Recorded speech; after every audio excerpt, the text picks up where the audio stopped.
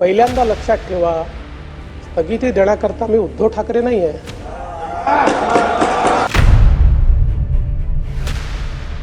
देवेंद्र फडणवीस काल परवाकडे बोलले, काय कशाचा काय संबंध? कामाला स्थगिती द्यायला मी काय उद्धव ठाकरे आहे का? अहो, तुम्ही उद्धव ठाकरे होऊच शकत नाही. जे परवा येऊन गेले ना इकडे, अनाजी पंत जोशी घाटकोपरमध्ये बडबडून गेले की घाटकोपरची भाषा ही गुजराती आहे. अहो, तुमच्या बापांनी नाही दिली आम्हाला मुंबई. मुंबई मराठी माणसांनी लढून बलिदान करून मिळवलेली आहे. त्याच्यामुळे आम्हाला शिकवायला जाऊ नका. त्यावेळेला संयुक्त महाराष्ट्र जागा वाटपावरनं फोडणारी ही अवलाद जनसंघाची, हिला ना मुंबईबद्दल मराठी भाषेबद्दल काही प्रेम आहे ना देशाबद्दल काही प्रेम आहे. आता अधिवेशन सुरू आहे.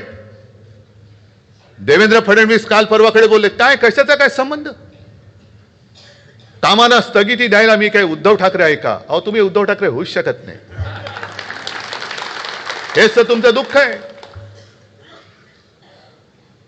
कारण नुसतं माझ्या राज्याचं नुकसान होऊन मालकाच्या मित्राच्या खिसे भरणाऱ्या कामांना नुसती स्थगिती नाही तर ठामपणे नकार दिला तिकडे उद्धव ठाकरे पाहिजे. ते देवेंद्र फडणवीस सारख्या येरागडबडचं काम नाही येते. आणि देवेंद्रजी, तुम्हाला उद्धव ठाकरे व्हायचं असेल तर उद्या अर्थसंकल्प जाहीर होतोय. जसं मी माझ्या नागपूरच्या पहिल्या अधिवेशनामध्ये माझ्या शेतकऱ्यांची कर्जमुक्ती केली होती, तशी तुम्ही उद्या माझ्या महाराष्ट्रातल्या शेतकऱ्यांना कर्जमुक्त करून दाखवा.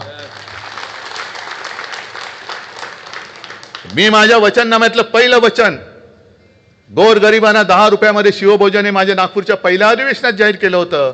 तुम्ही माझ्या महाराष्ट्रातल्या माता भगिनींना 2100 रुपये उद्याच्या अर्थसंकल्पात जाहीर करून दाखवा आणि मग माझ्याशी बरोबरी करा. मी कोणत्या कामाला स्थगिती दिली होती? जरूर दिली होती.